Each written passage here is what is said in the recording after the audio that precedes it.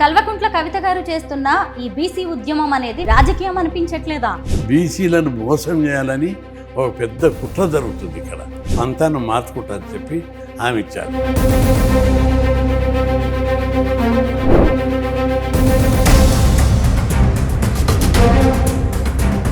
మీరు మీ ప్రభుత్వం మీదే కొట్లాడే అవకాశం ఉందా? ఇంటర్నల్గా తప్పనిసరి విజ్ఞప్తి చేస్తాం, మాట్లాడతాం. స్వయాన కిషన్ రెడ్డి గారే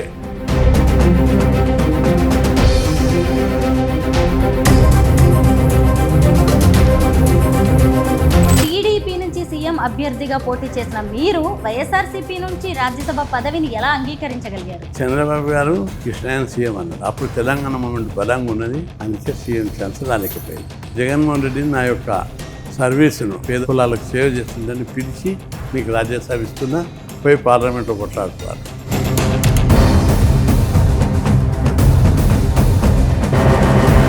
విద్యార్థి దశ నుంచి కూడా మీరు బీసీ నాయకుడిగా పోరాటాలు చేస్తూనే ఉన్నారు. కానీ ఇప్పుడు ఈ పోరాట యోధుడు కాస్త రాజకీయ నేతగా మారిపోయాడా?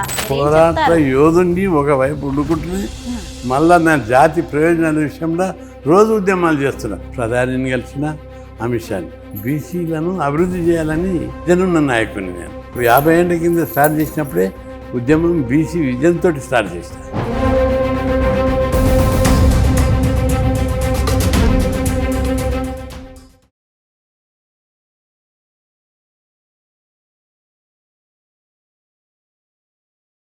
మీ మోకాల నొప్పులకు ఎటువంటి సర్జరీ లేకుండా ఎపియాన్ పెయిన్ క్లినిక్ అందిస్తున్న అత్యాధునిక చికిత్స. అందరికీ నమస్కారం, నేను Swaroopa Potlapalli. Welcome to Suman TV. ప్రస్తుతం నాతో పాటు ఉన్నారు బీజేపీ రాజ్యసభ సభ్యులు, జాతీయ బీసీ సంక్షేమ సంఘం అధ్యక్షులు అయిన ఆర్ కృష్ణయ్య గారు. బీఆర్ఎస్ ఎమ్మెల్సీ కల్వకుంట్ల కవిత ఆయనను కలిసి బీసీ రిజర్వేషన్ల ఉద్యమానికి సపోర్ట్ చేయవలసిందిగా కోరారు. ఇంతకీ వీరిద్దరూ భవిష్యత్తులో కలిసి నడవబోతున్నారా? ఆర్ కృష్ణయ్య గారి కార్యాచరణ ఏంటి? ముఖ్యంగా ఆయన ఇప్పుడు బీజేపీలో ఎంపీగా ఉన్నారు. కేంద్ర పరిధిలో ఉన్న బీసీల రిజర్వేషన్లపై ఆయన కేంద్రంతోనే కొట్లాడబోతున్నారా? ఇలాంటి ప్రశ్నలన్నిటినీ ఆర్ కృష్ణయ్య గారినే అడిగి తెలుసుకుందాం. సరే, నమస్తే. బీఆర్ఎస్ ఎమ్మెల్సీ కల్వకుంట్ల కవిత గారు మిమ్మల్ని వచ్చి కలిశారు. ఆమె మీతో ఏం మాట్లాడారు? ఆమె నిన్ను వచ్చి బీసీలకు లోకల్ బాడీలో స్థానిక సంస్థల్లో 42% రిజర్వేషన్ల గురించి నేను పోరాడుతున్నా, నాకు మద్దతు ఇవ్వాలని అడిగింది. ఆమెను నేను ఒక ప్రశ్న చేస్తా. స్థానిక సంస్థల్లో రిజర్వేషన్లు నిర్ణయించే అధికారం ఎవరికి ఉంది? మీరు రైల్వే రోకో పెట్టిర్రు, రైల్వే రోకో కేంద్రంది. మీవి రిజర్వేషన్లను ఎవరు నిర్ణయించాలని? రాష్ట్ర ప్రభుత్వం. రాజ్యాంగంలోని 243 ఆర్టికల్ D6 ప్రకారము స్థానిక సంస్థల్లో బీసీ రిజర్వేషన్లను నిర్ణయించే అధికారం రాష్ట్ర ప్రభుత్వానికి ఉంది. ఆ మేరకు రాష్ట్ర ప్రభుత్వం అసెంబ్లీలో బిల్లు పెట్టింది, పాస్ అయింది. జీవో తీయకుండా కేంద్రం మీద నెట్టుతుంది. 9వ షెడ్యూల్లో పెట్టుకుంది. 9వ షెడ్యూల్లో ఎప్పుడు పెడతారు, ఏది పెడుతుంది అనే కామన్ సెన్స్ కూడా లేకుండా వీళ్ళకు. మినిమం పరిజ్ఞానం. అసలు జీవో తీసి ఎన్నికలకు పోవాలి. ఎవరైనా కోర్టుకు పోతే వాళ్ళ కోర్టు స్టే ఇచ్చినా కొట్టేసినా, సుప్రీంకోర్టు కొట్టేస్తే అప్పుడు రాజ్యాంగంలో పెట్టమని అడగాలి, లేదా రాజ్యాంగాన్ని సవరించమని అడగాలి. అంతేగాని మొట్టమొదట వాళ్ళకి ఇష్టం లేక రాష్ట్ర ప్రభుత్వానికి స్థానిక సంస్థల్లో రిజర్వేషన్లు పెంచడం ఇష్టం లేదనేది స్పష్టంగా కనిపిస్తుంది. ఆ విధంగా దాన్ని డైవర్ట్ చేసి అధికారం ఉంది, డబ్బు, ప్రచార సాధనాలు ఉన్నాయి. బీసీలను మోసం చేయాలని ఒక పెద్ద కుట్ర జరుగుతుంది ఇక్కడ. నేను ఆమెకు చెప్పాను, మీరు రాజ్యాంగంలో చదివారు కదా, ఏముందంటే ఆమె అప్పటిదప్పట్లా అర్థం చేసుకొని తన పంతాను మార్చుకుంటారని చెప్పి ఆమె ఇచ్చారు. ఆమె ఓపెన్గా చెప్పింది, ఇది రాష్ట్ర ప్రభుత్వం చేయాలి, కానీ డైవర్ట్ చేసి కేంద్రం మీద నెట్టుతుంది ప్రభుత్వం, రాష్ట్రమే చేయాలని చెప్పి అన్నది. కాబట్టి రాష్ట్రం ఆమె అన్నది, మేము కూడా దేశమంతా అంటుంది.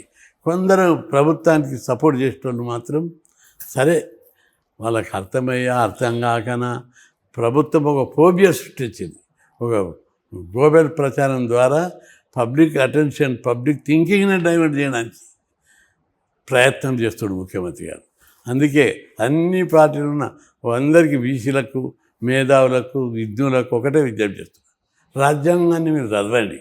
243 ఇంత స్పష్టంగా చెప్తున్నా D6లో ఏమని ఉంది. చేసి ఉద్యమాలు చేయాలని చెప్తున్నా. ఎందుకంటే ముఖ్యమంత్రి గారు దాన్ని డైవర్ట్ చేయడం, ఢిల్లీకి తీసుకుపోవడం. రాజ్యాంగం 9వ షెడ్యూల్ ఎప్పుడు పెడతారు? సుప్రీంకోర్టు కొట్టేస్తే రాజ్యాంగం 9వ షెడ్యూల్లోనే పెట్టరు, సవరించడానికి ప్రయత్నం చేస్తారు. 9వ షెడ్యూల్లో ఒకటి తమిళనాడుది పెట్టారు. ఆ తర్వాత కొన్ని పెట్టడానికి ప్రయత్నం చేస్తే సుప్రీంకోర్టు కొట్టేసింది. ఆ తర్వాత కూడా ఒప్పుకోలేదు. కేంద్రం ఏదన్నా ఉంటే రాజ్యాంగ సవరణ చేయాలి. సుప్రీంకోర్టు ఇది కొట్టేస్తే రాజ్యాంగ సవరణ డిమాండ్ చేయాలి. అప్పుడు దానికి వ్యాలిడిటీ వస్తుంది. అట్లా చేయకుండా ముఖ్యమంత్రి గారు, రాష్ట్ర ప్రభుత్వం బీసీల చెవులలో పువ్వులు పెట్టుకుంటూ మోసం చేయడానికి ఈ ప్రభుత్వం బీసీ వ్యతిరేక వైఖరి అవలంబిస్తుందని స్పష్టంగా కనిపిస్తుంది. బీఆర్ఎస్ హయాంలో బీసీ రిజర్వేషన్లు తగ్గించారు. అప్పుడు మాట్లాడని కవిత ఇప్పుడు బీసీ ఉద్యమం అంటున్నారు. పైగా కృష్ణయ్య గారి సపోర్ట్ అడుగుతున్నారు. దీన్ని ఎలా చూడాలి? అంటే పరివర్తన ఆలోచనలో మార్పు రావడం మంచి పరిణామం. అది దాన్ని మనం ఆహ్వానించాలి. వాళ్ళు అప్పుడు కొట్లాడడానికి అధికార పార్టీకి లేదు, కానీ మేము కొట్లాడినాం, ధర్నాలు చేశాం. కేసీఆర్ పిలిచి చర్చలు జరిపాడు. కృష్ణయ్య గారు దీన్ని ఎట్లా పెంచమంటావని అడిగారు. 34 పెట్టాలి, నేను గతంలో అట్లే ఉంచాం, కొట్లాడి తెచ్చినాం ఈ రిజర్వేషన్లు. 34 ఒక్కసారి పెట్టాను. సుప్రీంకోర్టు క్లియర్ ఇచ్చింది తగ్గించమని, 50% మించొద్దని. నేను ఎట్లా పెంచాలో చెప్పు అని అడిగాడు. మేము కూడా సుప్రీంకోర్టుకు ట్రై చేసినాం, పెంచడానికి వీలు కాలేదు. ఆడికి 4-5 సార్లు ధర్నాలు చేశాం, రస్తారోకోలు చేశాం. అయినా ప్రభుత్వం దిగి రాలేదు, మేము ఏం చేయలేమని చేతులు ఎత్తేసింది. అప్పుడు కవిత కొట్లాడినా ఇదే పరిస్థితి, మేము కొట్లాడినా కవిత కొట్లాడినా. సరే కొట్లాడినా కూడా ఏమన్నా పని అవుతుండేనా కాకుండే. అయితే కవిత ఆ రోజు ఏమనలేదంటే సరే అనకపోవచ్చు. ఈరోజు ఆమె లోపల ఆలోచనలో బీసీల మీద ఆలోచన మారి వచ్చేస్తుంది. ప్రతి సందర్భం లోపల కేంద్ర మంత్రులు కానీ ప్రభుత్వాలు తొలుత ఒక రకంగా ఉన్న తర్వాత ఆలోచన చేసి మారుతారు. ఆ మార్పును మనం ఆహ్వానించాలి. ఆమెలో వచ్చిన మార్పును మేము ఆహ్వానిస్తున్నాం, వెల్కమ్ చేస్తున్నాం. కల్వకుంట్ల కవిత గారు చేస్తున్న ఈ బీసీ ఉద్యమం అనేది మీకు మార్పులాగా, పరివర్తనలా కనిపిస్తోంది. మరి రాజకీయం అనిపించట్లేదా? నేను అనుకోవడం లేదు. మేము బీసీ ఉద్యమం చేస్తున్నాం, 50 ఏళ్ళ నుంచి చేస్తున్నాం, ఇప్పుడు కూడా చేస్తున్నాం. 42% కంచాలని మేము చేస్తున్నాం. ఈ ఉద్యమం చేస్తుంటే ఆ ఉద్యమం ఈ ఉద్యమంతో ప్రభుత్వం మీద ఒత్తిడి పెరుగుతుంది. డిమాండ్ సాల్వ్ కావడానికి, సక్సెస్ కావడానికి మరింత సులభమవుతుంది. అంతేగాని తెలంగాణ ఉద్యమం ఉంది, మొదట కొన్ని పార్టీలు కలవలేదు, తర్వాత అన్ని పార్టీలు కలిసి వచ్చాయి. ఇప్పుడు కూడా బీసీ ఉద్యమానికి మరింత బలోపేతం చేయడానికి ఆమె నినాదం మాకు ఉపయోగపడుతుంది. జూలై 17న రైలు రోకోకి వెళ్ళి మీరు మద్దతు ఇస్తారా? అంటే నేనే స్వయంగా చెప్పిన, రైల్వే ఉద్యమం కేంద్ర ప్రభుత్వంది కాదు, రాష్ట్ర ప్రభుత్వంది. అంటే మేము ఇప్పుడు పిలిపించినా మేము చేస్తే చేసుకోండి, కానీ కేంద్రం మీద చేసే ఉద్యమంకు మేము సపోర్ట్ చేయము. ఎందుకంటే ఇది కేంద్ర పరిధిలో కాదు, ఇది రాష్ట్ర పరిధిలో. ఆమె కూడా కన్విన్స్ అయింది. ఆమె స్పీచ్లో, విలేకరుల సమావేశంలో కూడా అదే ముచ్చట చెప్పింది, రియలైజ్ అయింది. నిజంగా ఇది రాష్ట్ర ప్రభుత్వం. రాజ్యాంగంలో 243 D6 ప్రకారం రాష్ట్ర ప్రభుత్వంకి పవర్ ఉంది. ముఖ్యమంత్రి రేవంత్ రెడ్డి గారు డెలిబరేట్గా దీన్ని కేంద్రం మీద నెట్టుతున్నాడు, తప్పించుకుని చూస్తుడు, పెంచాలనే ఉద్దేశం లేనట్టుందని ఆమె ఓపెన్గా చెప్పింది. అందుకే ఇప్పుడు ఒక ఓసీలో పుట్టి ఆమె బీసీలకు సపోర్ట్ ఇస్తే అది మంచి పరిణామం. వాళ్ళ ప్రభుత్వం ఉన్న టైంలో ఇచ్చుంటే ఇంకా బాగుండేది కదా. అంటే వాళ్ళ ప్రభుత్వం ఉన్నప్పుడు చేసినా ఏం చేయాలి? ఆమె సుప్రీంకోర్టు తీర్పిచ్చింది. అప్పుడు సుప్రీంకోర్టు కాదు, రాజ్యాంగ సవరణకు డిమాండ్ చేయాలి. కేసీఆర్ మమ్మల్ని ఇచ్చినప్పుడు అన్నాడు, ఇప్పుడు ఎన్నికలు వచ్చినాయి, రాజ్యాంగ సవరణ తీసుకోవాలంటే 1 year పడుతుంది. కాబట్టి కృష్ణయ్య గారు ఏం చేద్దామని డిస్కస్ చేశారు. అప్పుడు కవితకు ఛాన్స్ లేదు. ఇప్పుడు మేము చేస్తామని కాంగ్రెస్ పార్టీ అన్నది, డిక్లేర్ చేసింది, ఎన్నికల మేనిఫెస్టో పెట్టింది, మేము ఉద్యమం చేస్తున్నాము. ఆ ఉద్యమానికి మద్దతుగా ఆమె కూడా సపరేట్గా ఉద్యమం చేస్తుంది. అన్ని ఉద్యమాలు ఒకరోజు మహా ఉద్యమంగా మారుతాయి. తెలంగాణ ఉద్యమం కంటే బలంగా తయారవుతుంది. కామారెడ్డి డిక్లరేషన్, అలాగే 42% రిజర్వేషన్లు స్థానిక సంస్థల్లో అనేవి రాష్ట్ర ప్రభుత్వం పరిధిలో ఉన్నాయని మీరు చెప్తున్నారు. మరి కేంద్ర ప్రభుత్వ పరిధిలో కూడా కొన్ని రిజర్వేషన్లు ఉన్నాయి బీసీలకి సంబంధించి. వాటికి సంబంధించి ఆర్ కృష్ణయ్య గారు ఏం చెబుతున్నారు? ఎందుకంటే ఇప్పుడు మీరు బీజేపీ ఎంపీగా ఉన్నారు, మీరు మీ ప్రభుత్వం మీదే కొట్లాడే అవకాశం ఉందా? బీజేపీ ప్రభుత్వంలో కొట్లాడకుంటేనే ఇస్తున్నారు, కొట్లాడాల్సిన అవసరమే లేదా? ఉన్నది. నేను పార్టీ లోపల ఇంటర్నల్గా తప్పనిసరి విజ్ఞప్తి చేస్తాం, మాట్లాడతాం. స్వయాన కిషన్ రెడ్డి గారే పార్టీ ప్రెసిడెంట్ ఏమన్నాడు, మేము వీళ్ళు వెంచర్ రిజర్వేషన్లకు మద్దతు ఇస్తామని చెప్పి ప్రకటించాడు. అది సరిపోదు, అందరికీ బీజేపీ పాలసీ ఏంటిదో తెలుస్తూనే ఉంది. స్వయంగా ఇంకో విషయాన్ని గుర్తుపెట్టుకోవాలి, దేశంలో బీసీ ప్రధానమంత్రి కావాలని మేము 40 ఏళ్ళ నుంచి కోరుతున్నాం, ఉద్యమాలు చేస్తున్నాం. బీజేపీ పార్టీ, కాంగ్రెస్ పార్టీ 60 ఏళ్ళు 70 ఏళ్ళు పరిపాలించింది, అనేక పార్టీలు పరిపాలించినాయి, బీసీని ప్రధానమంత్రి చేయలేదు. కానీ బీసీ వ్యతిరేకాన్ని ముద్ర వేయడానికి ప్రయత్నించే బీజేపీ ఒక చాముకునే ఒక మామూలు కుటుంబంలో ముట్టినటువంటి కార్యకర్తను తెచ్చి ప్రధానమంత్రి ఇచ్చారు. దేశానికి ఒక గొప్ప అదృష్టం, అది వేరే మాట్లాడుకుందాం. బీసీని ప్రధానమంత్రి చేసింది, ఉపరాష్ట్రపతిని బీసీని చేశాడు, రాష్ట్రపతిని ఒక ఎస్టీని చేశారు.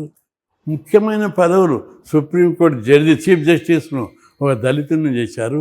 మొత్తం వ్యవస్థ అంతా ప్రధానమంత్రి, సుప్రీంకోర్టు చీఫ్ జస్టిసు, రాష్ట్రపతి, ఉపరాష్ట్రపతి, బీసీ ఎస్సీ ఎస్టీలే ఉన్నారు. సో ఏ ప్రభుత్వం మన గతంలో చేసిందా అని నేను సవాల్ చేస్తున్నాను అందరికీ.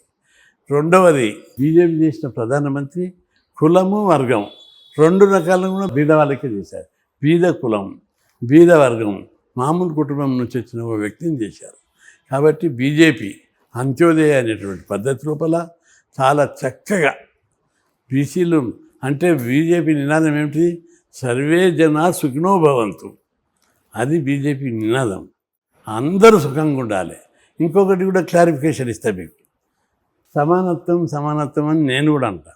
సామాజిక సమానత్వం, ఆర్థిక సంపద సృష్టించిన తర్వాత పంచుకునేటప్పుడు సమానత్వం, సంపద లేనప్పుడు సమానత్వం ఏమొస్తుంది, ఏం పంచుకోవాలి మేము? ఇప్పుడు ప్రధానమంత్రి మాట్లాడినప్పుడు కృష్ణాజీ ఆ లడాయి కర్రే పైలే యూ క్రియేట్ వెల్త్ అంటాడు. వెల్త్ సంపద సృష్టిస్తే ఒక 10 లక్షలు సంపాదిస్తే 2 పిల్లలు ఉంటే 5 లక్షలు బతుకుంటుంది. అప్పులున్న ఇంట్లో పంచుకుంటే ఏమొస్తుంది? ఒకప్పుడు భారతదేశానికి అప్పులు ఉండి అడుక్కునే తినే బతుకులు, అమెరికాకి గోధుమ, చైనాకి బియ్యం. ఈరోజు మనమే బియ్యం పంచేటట్లు, మనమే గోధుమ పంపేటట్టుగా మన దేశ సంపద వృద్ధి చెందింది. పరిశ్రమలు, ఐటీ కంపెనీలు డెవలప్ అవుతున్నాయి. ఒకప్పుడు భారతదేశం బీద దేశం, ఈరోజు ప్రపంచ దేశాలు మనం లెక్కలు తీస్తే భారతదేశం 4వ స్థానానికి, America first, China second, Germany third, భారతదేశం 4th. జపాన్ని అధిగమించాం మనం. ఇక సమానత్వం అనేది ఇంకా సంపద డెవలప్ అయినాక ఆటోమేటిక్గా డెవలప్ అవుతుంది. ఒకప్పుడు తిన్నీకే లేకుండా ప్రజలకు, ఈరోజు డెవలప్మెంట్ కనిపిస్తుంది మనకు. కాబట్టి భారతదేశం అభివృద్ధి దిశ అలా చేయడానికి, పేద వర్గాలను అభివృద్ధి చేయడానికి, ప్రత్యేకంగా పేద కులాల అభివృద్ధికి బీజేపీ అనేక చర్యలు తీసుకుంటుందని చెప్పి గుర్తు చేస్తుంది. 2014లో మీరు టీడీపీకి తెలంగాణ సీఎం అభ్యర్థి. అవును. ఆ తర్వాత జరిగిన పరిణామాలతో ఏపీ సీఎం అయ్యారు జగన్మోహన్ రెడ్డి. వైఎస్ఆర్సీపీ నుంచి మీరు రాజ్యసభ సభ్యులు అయ్యారు. ఒకప్పుడు టీడీపీ నుంచి సీఎం అభ్యర్థిగా పోటీ చేసిన మీరు వైఎస్ఆర్సీపీ నుంచి రాజ్యసభ పదవిని ఎలా అంగీకరించగలిగారు? అంగీకరించడం అనేది నేను యుద్ధం చేస్తున్నా, నేను తిని ఎంజాయ్ చేస్తాను. చంద్రబాబు గారు నా పలుకుబడి గుర్తించి మేము అధికారంలోకి వస్తే కృష్ణాయన సీఎం అన్నాడు. అప్పుడు తెలంగాణ మూమెంట్ బలంగా ఉన్నది, ఓట్లు బాగానే వచ్చాయి, కానీ సీట్లు 21 మాత్రమే వచ్చాయి కాంబినేషన్లో. అందుకే సీఎం ఛాన్స్ రాలేకపోయింది. ఆ తర్వాత నేను అసెంబ్లీలోకి పోయినా బీసీల గురించే పోరాడుతున్నా, పదవి ఉన్నా దాన్ని ఒక ఆయుధంగానే వాడుకున్నా. ఆ తర్వాత ఇట్టే ఉద్యమాలు చేసుకుంటూ ఉన్నా, రాజకీయాలకి సంబంధం లేదు. మళ్ళీ జగన్మోహన్ రెడ్డి నా యొక్క సర్వీసును నిస్వార్థంగా నిబద్ధతతో పేదవర్గ కులాలకు సేవ చేస్తుండని పిలిచి, నీకు రాజ్యసభ ఇస్తున్నా, పోయి పార్లమెంట్లో కొట్లాడుకున్నాను, తీసుకున్నా. పోయినా పార్లమెంట్లో కూడా నేను మాట్లాడిన ప్రతి సందర్భం బీసీల గురించే మాట్లాడినా. అయితే అప్పుడు ఆ ఆయుధం అక్కడ బీసీలను సాధించడానికి అక్కడ సరిపోలేకపోయింది. ఇక్కడ అంటే హైదరాబాద్ ఇంట్లో బయట, ఇక్కడ బయట ధర్నాలు చేస్తా, లోపల కొట్లాడతా తెలుగు లాంగ్వేజ్లో. అక్కడ లాంగ్వేజ్ ప్రాబ్లం ఒకటి, రెండోది బలం, అక్కడ ప్రజాబలం, అక్కడ బీసీ మూమెంట్ లేదు ఢిల్లీలో కానీ నార్త్ ఇండియాలో కానీ. ఆడికి ఉన్న శక్తి మేరకు కొట్లాడినా, బాగానే కేంద్ర ప్రభుత్వ దృష్టికి తీసుకొచ్చిన. సడన్గా ఎన్నికలు రావడం, వైసీపీ ఓడిపోవడం జరిగింది. వైసీపీ ఓడిపోయిన తర్వాత నేను బాగా 2-3 రోజులు రాత్రి బావులు ఆలోచించిన. వైసీపీలో ఉండి ఇంకా 4 ఏళ్ళ ఎంపీ ఉన్నది, నేనేం చేయాలి 4 ఏళ్ళు? ఇది ఆయుధంతో కేంద్ర ప్రభుత్వాన్ని ఢీకొనా. మిత్రపక్షం కాదు, ప్రతిపక్షం కాదు. రెండవది కేంద్ర ప్రభుత్వం కొట్లాడడానికి నాకు శక్తి సరిపోతలేదు అని రాజీనామా చేసి ప్రజా ఉద్యమాలు చేయాలి. తెలంగాణ ఒక బీసీ ఊపాలి. తెలుగు రాష్ట్రాల ఊపి కేంద్ర ప్రభుత్వంను దించి డిమాండ్ అని ఒకటి చేయాలి. చట్టసభల రిజర్వేషన్లు, కులగణన, ఇంకా కేంద్రంలో మంత్రిత్వ శాఖ అని చెప్పి డిసైడ్ చేసుకొని బాధతోటి రిజైన్ చేసినాక కొట్టిగానున్నా కొట్లాడుతున్నా బీసీ యాక్టివిటీస్ని ముమ్మరం చేసిన. ఆ తర్వాత చంద్రబాబు గారు జోక్యం చేసుకొని కృష్ణయ్య బీసీలన గొప్ప నాయకుడు, ఆయన సీటు మనం వేరులోకి ఇస్తే బీసీల సెంటిమెంట్ దెబ్బతింటుంది కాబట్టి ఆయన సీటును ఆయనకి ఇస్తాం అని చెప్పి మిత్రపక్షమైన బీజేపీతో మాట్లాడి ఇవ్వడానికి సిద్ధపడ్డారు. అప్పుడు నేను బీజేపీని సెలెక్ట్ చేసిన. బీజేపీని ఉంటే పార్టీలో కొట్లాడి బీసీలకు బెనిఫిట్స్ కావచ్చు, జనాభా లెక్కలు కావచ్చు, చట్టసభలో రిజర్వేషన్లు కావచ్చు, కేంద్రంలో మంత్రిత్వ శాఖ కావచ్చు, నా వయసు గట్టిగా వినిపించవచ్చని బీజేపీని సెలెక్ట్ చేసుకున్న. బీజేపీ వారు కూడా నన్ను విడిచి బీజేపీ నాకు టికెట్ ఇవ్వడం అనేది ఆ పార్టీలో గొప్ప విషయం. ఒక గొప్ప పార్టీ, పవిత్రమైన పార్టీ. ఆ పార్టీ పనిచేసే వాళ్ళకి 20 ఏళ్ళు 30 ఏళ్ళు పనిచేస్తే కూడా టికెట్లు దొరికాయి. వాళ్ళు నా సేవను గుర్తించి ఆ పార్టీలో మెంబర్ కాకుండా నన్ను పిలిచి బీసీలకు ఈయన చేస్తున్నాడని బీసీ మీద అభిమానంతో నాకు టికెట్ ఇచ్చారు, గెలిపించారు. ఇప్పుడు ఆడవైనా కూడా బీసీల గురించే మాట్లాడుతున్నారు. ప్రధానిని కలిసిన అమిత్ షాని, నేను అమిత్ షాని మీద 2-3 సార్లు కలిశాను. జనాభా లెక్కలు తీయాలని చెప్పాను అని చెప్పాడు. నేను చెప్పాను దీనివల్ల మనకు లాభమే తప్ప ఏం నష్టం జరగదు అంటే, సుప్రీంకోర్టులో నువ్వు కేసు వేసినావు అన్నాడు. అవును వేసిన. అది ఎప్పుడు విడ్డ్రా చేసుకుంటా అన్నారు. నేను నవ్వాను. సార్ మీరు ఇస్తేనే విడ్డ్రా చేసుకుంటా అన్న 15 రోజులకే ఆయన అనౌన్స్ చేశారు. చంద్రబాబు గారు జోక్యం చేసుకొని మరి బీజేపీ వాళ్ళతో మాట్లాడి మీకు రాజ్యసభ సీట్ ఇప్పించారని మీరే చెప్పారు. అంటే ఇన్నాళ్ళు మీరేమో వైఎస్ఆర్సీపీ ఎంపీగా ఉన్నారు. అవును. ఇన్ని రోజులు మీరు చంద్రబాబుతో టచ్లో ఉన్నారా? లేదు. అంటే ఏ పార్టీ అయినా ప్రతి పార్టీ కూడా ఇక్కడ నేను బీసీలను చేసే సేవను, అంకిత భావాన్ని, నిజాయితీని గుర్తించి పిలిచి టికెట్లు ఇస్తున్నారు. విద్యార్థి దశ నుంచి కూడా మీరు బీసీ నాయకుడిగా పోరాటాలు చేస్తూనే ఉన్నారు. కానీ ఇప్పుడు ఈ పోరాట యోధుడు కాస్త రాజకీయ నేతగా మారిపోయాడా అనే అనుమానాలు తలెత్తుతున్నాయి. పోరాట యోధుడిని ఒకవైపు వండుకుంటూనే మళ్ళా నా జాతి ప్రయోజనాల విషయంలో రోజు ఉద్యమాలు చేస్తున్నా. మీరు చూస్తున్నారు పొద్దున్న నుంచి వచ్చారు చాలాసేపు. మీ దగ్గరికి ఇంటర్వ్యూ ఇవ్వడానికి ఇంత టైం పట్టింది. వస్తూనే ఉంటారు వద్దలేక జనం. నేను ఆ నాయకుడు ఈ నాయన లేక బీసీలను అభివృద్ధి చేయాలని విజన్ ఉన్న నాయకుడిని. నేను 50 ఏళ్ళ కింద స్టార్ట్ చేసినప్పుడే ఉద్యమం బీసీ విజన్తో స్టార్ట్ చేసిన. మొట్టమొదటి దశలో ఆ రోజుల్లో పేదరికం ఉంది. 50 ఏళ్ళ కింద హాస్టల్ సీట్ దొరికితే తప్ప చదవని పరిస్థితి, స్కాలర్షిప్ వస్తే తప్ప చదువుకోలేరు, ఫీజులు కట్టలేని పరిస్థితి, కాలేజీలో సీట్లు లేవు. అట్లాంటి క్రమం లోపల నేను పెద్ద ఎత్తున ఉద్యమాలు చేసి హాస్టళ్ళు పెట్టాలి, ప్రతి ఒక్కరికి స్కాలర్షిప్ ఇవ్వాలి. బీసీలకు ఆ రోజు బెనిఫిట్స్ లేవు. కొట్లాడి ప్రభుత్వంతో కొట్లాడి అప్పుడప్పుడే కమిషన్ వస్తే రిజర్వేషన్ల మీద కొట్లాడి రిజర్వేషన్ పెట్టించి హాస్టల్ పెట్టాలని కొట్లాడి 1975-76లో హాస్టళ్ళు లేవు. 77 దాకా కూడా హాస్టళ్ళు లేవు.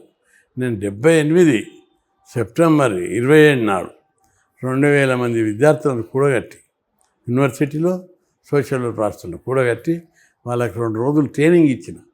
మనం మిలిటెంట్ ఉద్యమాలు చేయాలి, అందరం పోయి అసెంబ్లీని వలగొడతాం, దాడి చేద్దామని చెప్పి ట్రైనింగ్ ఇచ్చిన.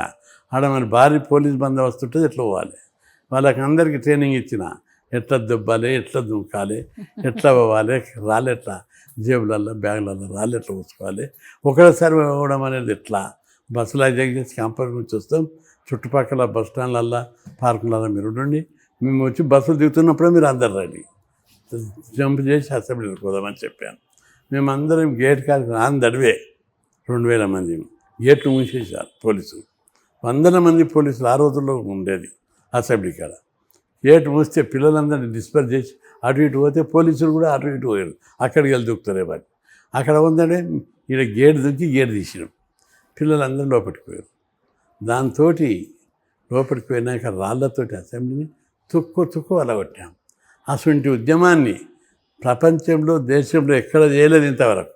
ఆ ఉద్యమంతో అన్ని పార్టీలు, అన్ని విద్యార్థి సంస్థలు, రాజకీయ పార్టీలు నివెరవయ్యాయి.